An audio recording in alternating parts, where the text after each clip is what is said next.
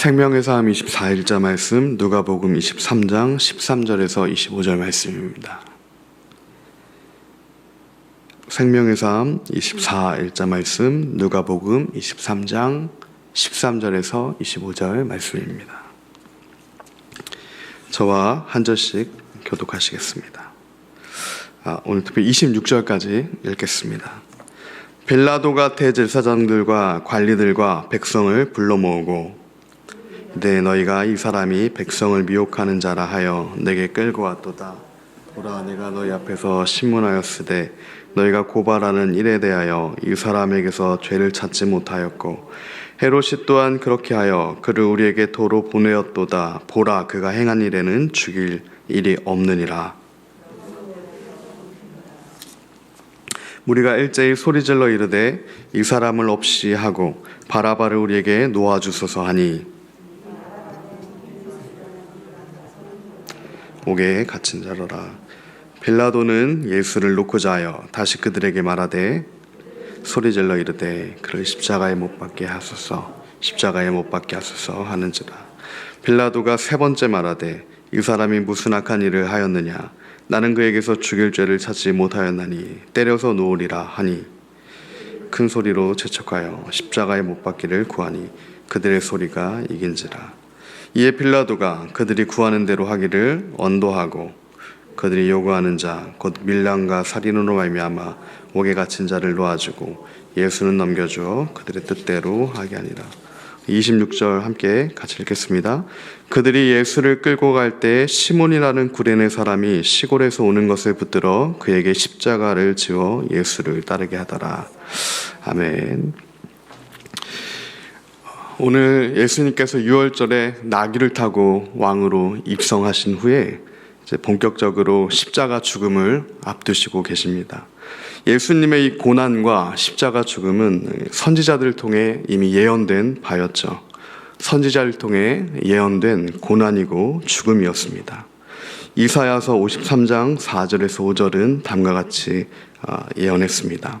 그는 실로 우리의 질고를 지고 우리의 슬픔을 당하였거늘 그가 찔림은 우리의 허물을 인함이요 그가 상함은 우리의 죄악을 인함이라. 그가 징계를 받음으로 우리가 평화를 누리고 그가 채찍에 맞음으로 우리가 나음을 입었도다. 이 예수님의 고난과 죽음은 새로운 생명을 위한 하나님의 부활의 권능을 위한 하나님의 뜻이었습니다. 오늘 우리의 삶 가운데서도 우리의 지혜와 우리의 경험으로는 이해되지 않고 해석되어지지 않는 일들이 있습니다.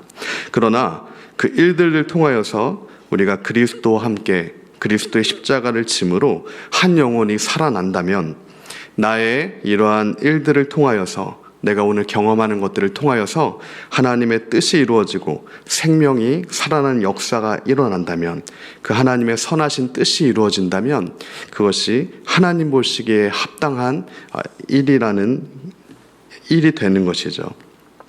그러한 하나님의 선하신 뜻이 나의 생각과는 맞지 않아도 하나님께서 원하시는 일들이 나의 삶 가운데 이루어지기를 축복하고 소망합니다. 특별히 오늘 본문에서는 이처럼 예수님의 예언된 고난과 죽음에 관련하여 관계된 두 명의 인물이 등장합니다. 유다 총독 빌라도와 구레네 사람 시몬이 이 둘입니다. 이 둘은 매우 상반된 이력을 가지고 있죠. 하지만 이들에게는 한 가지 공통점이 있습니다. 바로 예수님이 십자가를 지시기 직전에 예수님의 고난 가운데 예수님을 만났던 자들이라는 것입니다. 하지만 우리가 알듯이 이 둘의 마지막은, 이 둘의 열매는 천국과 지옥의 차이만큼이나 다른 결과를 맺게 됩니다. 왜 이 둘은 둘 다 예수님을 만났음에도 다른 결과를 맺게 되었을까요? 이 빌라도는 유다 총독이었습니다. 이 빌라도라는 뜻은 창으로 무장한 자라는 뜻입니다. 그 이름에 합당하게 저주 아래 놓인 삶의 전형의 모습을 보여줍니다. 자신을 지키기 위하여서 자신의 탐심과 욕심과 자신의 무기로 무장한 그 전형적인 사람을 보여주는 것이죠. 역사가 요세푸스는 이 빌라도에 대해서 다음과 같이 증언합니다. 빌라도는 이 창으로 무장한 자다. 자신의 이름에 맞게 자기 의와 강포함으로 가득하였다. 뇌물을 좋아하였고 당시에 제단을 피로 물들 정도로 강포한 자라라고 증언하고 있습니다. 오늘 누가복음 23장 13절에서 25절에 이 빌라도가 예수님을 신문하는 장면이 동일하게 마태복음 27장 22절에 증거되고 있죠. 빌라도가 이르되 그러면 그리스도라 하는 예수를 내가 어떻게 하랴? 그들이 다 이르되 십자가에 못 박혀야 하겠나이다. 빌라도가 이르되 어찌미냐? 무슨 악한 일을 하였느냐? 그들이 더욱 소리질러 이르되 십자가에 못 박혀야 하겠나이다 하는지라. 빌라도가 아무 성과도 없이 도리어 밀란이 나려는 것을 보고 물을 가져다가 무리 앞에서 손을 씻으며 이르되 이 사람의 피에 대하여 나는 무죄하니 너희가 당하라. 백성이 다 대답하여 이르되 그 피를 우리와 우리 자손에게 돌릴지어다 하거늘. 특별히 오늘 빌라도의 모습을 보면 2차 대전 당시에 유대인들을 가스실에서 학살했었던 그 아이히만이라는 사람이 떠오릅니다. 당시 1960년대 2차 대전이 끝나고 독일의 전범이었던 이 아이히만이 2년 동안 법정에 서서 그 죄에 대해서 신문을 받게 됩니다. 그때 유대인 학자, 유대인 사상가 한나 아렌트가 그 당시의 상황을 기록을 하게 되죠. 당시 아이히만은 유대인을 학살을 적극적으로 가담하였던 당사자였습니다. 그가 재판을 당시에 이 한나 아렌트가 그 현장에서 참관한 내용을 담은 책이 예루살렘의 아이히만이라는 책입니다. 이 재판을 보면서 이 아렌트는 한 가지 충격에 빠지죠. 당시 아렌트는 이 아이히만이야말로 너무나 악한 존재, 모든 것이 다 악할 것이다 라고 예측을 했다라고 합니다. 그런데 한나 아렌트를 정말 당황케 한 일은 너무나도 평범한 사람이었다는 겁니다. 아이히만이 누구보다 악한 존재라기보다는 누구와도 같은 존재였다라는 사실이죠. 결론적으로 그 아렌트는 당시 아이히만이 그 악의 그 평범함에 물들어 있었다. 악의 평범성이라고 얘기를 하면서 당시에 사유하지 못했던 것, 생각하지 못했던 것, 깊게 신중히 사고하지 못했던 것을 그 악의 본질이다라고 규정을 했습니다. 이 아렌트가 정확하게 봤듯이 이 깊게 생각하지 않는 자의 전형, 신중하지 못한 자의 중심에는 그 안에 이제 교만과 탐심이 있다는 것을 아렌트가 발견했던 것이죠. 그래서 이 시편은 우리에게 이 지혜의 근본이 여호와를 경외하는 것이고 여호와를 경외하는 지혜는 신중한 지혜임을 우리에게 강조하고 있습니다. 이 빌라도 역시 이 신중한 지혜가 없었고 하나님을 아는 경외하는 지혜가 없었기에 당시 대중들의 소리를 듣고 진리를 따라가는 것이 아니라 잘못된 판결을 분별하지 못하는 미혹에 걸려 들어갈 수밖에 없었던 것입니다. 이 죄라고 하는 것은 원어로 보면 하마르티아라고 하죠. 이는 관역을 벗어난 활이라는 뜻입니다. 반대로 하나님 말씀은 토라입니다. 이 토라는 관역을 정확하게 맞추다라는 뜻을 갖고 있습니다. 무슨 말입니까? 하나님 말씀에서 벗어난 모든 것이 이 죄, 관역을 벗어난 것들이라는 것입니다. 이 신중하지 못한 자, 예루살렘의 아이히만과 빌라도와 같은 자들은 자신의 창을 의지하게 되어 있죠. 사람의 눈치를 보고 대중의 소리에 귀를 기울입니다. 그래서 결론적으로는 옳지 못한 선택을 하게 됩니다. 그러나 신중한 자는 하나님의 말씀을 의지하는 자입니다. 바람의 길과 같은 성령의 인도하심을 받는 자입니다. 오늘 우리는 이 빌라도와 같이 대중의 소리를 듣는 자입니까? 아니면 우리 안에 성령께서 하나님의 말씀의 인도함을 받고 있습니까? 우리가 만약 하나님의 말씀의 인도함이 아니라 세상의 소리, 대중의 소리를 듣고 있다면 우리 앞에 계신 예수님을 빌라도처럼 내어줄 수밖에 없을 것입니다. 오늘 우리에게는 이 사람의 지혜가 아니라 여호와를 경외하는 지혜가 필요합니다. 왕으로 오신 예수 그리스도를 진정으로 알아볼 수 있는 그 믿음이 필요합니다. 그 은혜가 필요한 것이죠. 이 빌라도와는 반대로 오늘 26절에 등장한 구레네 사람 시몬이 있습니다. 시몬이라는 이름의 뜻은 들음, 응답하심이라는 뜻이 있습니다. 특별히 유대인들은 그 자신의 삶이 이름과 같은 경우들이 많죠. 이 시몬이야말로 은혜 아래 놓인 삶을 살게 됩니다. 당시 시몬은 구레네 저 멀리서부터 그 예루살렘까지 유월절을 구경하러 온 자였죠. 어떻게 보면은 당시에 예수님을 처음 본 사람입니다. 그리고 전혀 예수님을 십자가를 대신 지어줄 동행할 생각을 하지도 못했던 자죠. 로마 병사가 그 당시에 곁에 있던 시몬에게 예수님의 십자가를 대신 지우게 합니다. 시몬은 억지로 그 십자가를 졌을 것입니다. 그러나 성경은 증언하죠. 이 시몬에게 그 아내와 두 아들 알렉산더와 누포가 있었다고 마가복음은 증언하고 있습니다. 무슨 얘기입니까? 이 시몬이 예수님의 십자가를 짐으로 말미암아 그 시몬과 그 아내와 두 아들이 놀라운 하나님의 쓰임을 받는 가정이 되었다는 것이죠. 로마서 16장 13절은 다음과 같이 사도 바울이 얘기합니다. 주 안에서 택하심을 입은 루포와 그 어머니에게 문안하라. 그 어머니는 곧 내 어머니니라. 사도 바울이 자신의 어머니와 같이 여겼던 이가 바로 예수님의 십자가를 졌던 시몬의 아내였고, 당시 초대교회 지도자들이 됐던 루포와 알렉산더는 시몬의 아들들이었습니다. 우리가 삶을 살아가면서 하나님께서 우리에게 예수님의 십자가를 함께 지게끔 요구하시는 경우가 있습니다. 우리가 그 십자가를 지게 될 때 마지못해 지거나 정말 원하지 않지만 지게 되거나 하는 십자가들이 있다는 것입니다.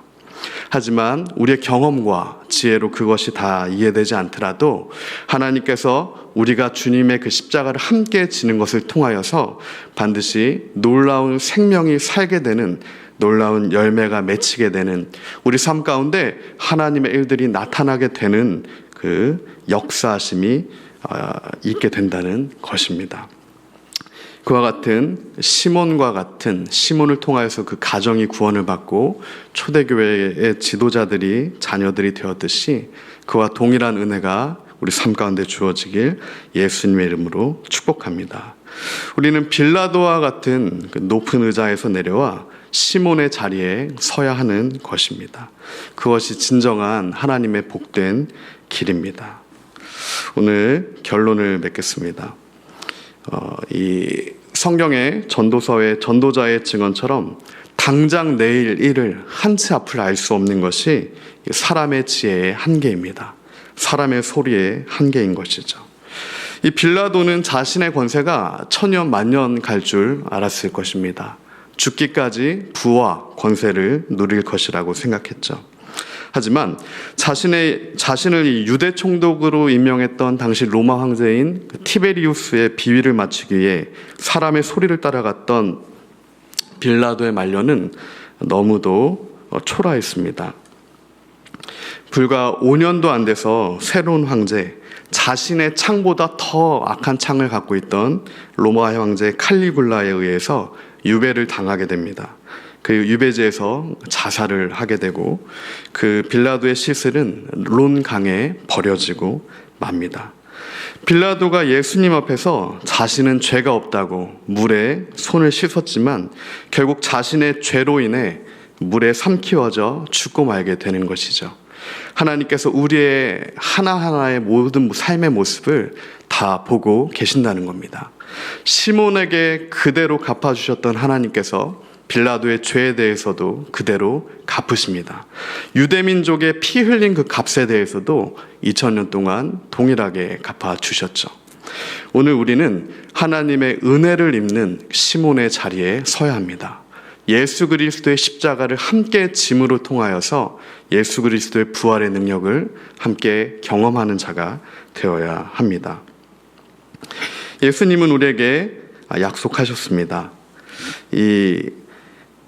마치 빌라도가 홍해에 수장된 바로의 군대처럼 수장이 되었지만 하나님을 자기 하나님으로 삼는 이스라엘 백성은 갈라진 홍해를 통해서 하나님의 구원을 얻었듯이 생명의 강물이 그 안에서부터 흘러날 것이다 라는 약속이 오늘 우리에게 주어져 있습니다. 예수 그리스도를 믿는 자마다 생명의 물이 되신 예수 그리스도의 그 권능이 우리 배에서부터 흘러난다는 약속이 주어져 있다는 겁니다. 오늘 우리에게는 그 생명의 강물이 있습니까? 예수님을 믿음으로 말미암은 그 놀라운 평강의 은혜가 우리에게 주어져 있습니까? 혹시 빌라도처럼 진리를 타협하며 악을 선이라 말하고 불의를 일삼으며 하나님의 말씀과는 상관없는 사람의 소리를 따라가고 있진 않습니까? 만약 빌라도가 불과 5년도 안 돼서 자신의 비참한 종말을, 죽음을 알고 있었다면 예수님께 그러한 판결을 했을까 생각을 해봅니다. 예루살렘의 아이히만이 불과 5년도 안 돼서 나치 독일이 패망할 것을 알았다면 생명을 죽이는 일에 동참을 했을까 생각을 해보게 됩니다. 그러지 않았겠죠. 영혼을 살리는 일에 불과 자신의 생이 얼마 안 남았음을 알고는 더 하나님 앞에 가치 있는 일에 영원한 생명을 살 수 있는 일에 헌신했을 것입니다. 하나님의 말씀을 타협하고 진리를 왜곡하고 당장의 이익을 쫓음이 천년 만년 갈 것 같이 여겨지지만 그렇지가 않다는 것입니다. 하나님의 말씀에 벗어난 그 죄의 값은 사망입니다. 그러나 하나님의 말씀 그대로 관역을 관통하는 삶은 하나님의 놀라운 생명의 강물이 흘러넘치는 복된 삶이 됩니다. 예수님이 그렇게 하셨습니다.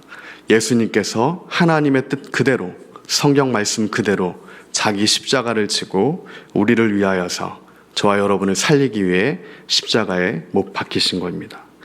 그래서 이제는 우리가 그 예수님의 십자가를 구레네 시몬처럼 함께 지고 함께 예수님의 그 좁은 길을 따라가 생명을 살리는 일에 주님과 함께 동행해야 될 줄을 믿습니다. 그 위에 수많은 열매가 맺히게 될 것입니다.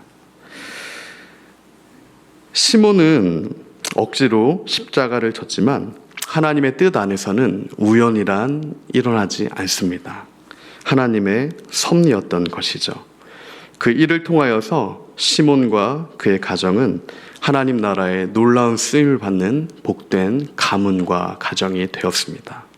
오늘 우리의 삶과 우리 가정이 저주받은 빌라도의 길이 아니라 하나님의 은혜의 통로로 쓰임받은 시몬과 그의 가정의 길이 되길 예수님의 이름으로 축복합니다. 제가 기도하겠습니다.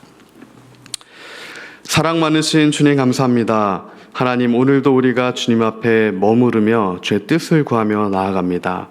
하나님, 우리가 지금 빌라도의 자리에 앉아 있다면 그 자리에서 내려와 하나님, 구레네 사람 시몬과 같이 예수님과 겸손하게 동행할 수 있는 하나님, 우리가 우리의 힘을 다하여서는 못할지언정 하나님께서 시키시는 것들을 하나님의 뜻 안에서 이루어 드릴 수 있도록 그 하나님의 은혜가 오늘도 우리에게 시몬에게 주셨던 그 은혜가 우리 삶 가운데 동일하게 임할 수 있도록 하나님 도와주시옵소서.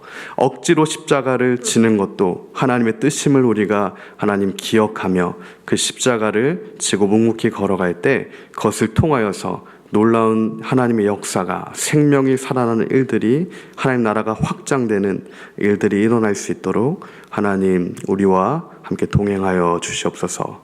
감사합니다. 예수님 이름으로 기도합니다. 아멘.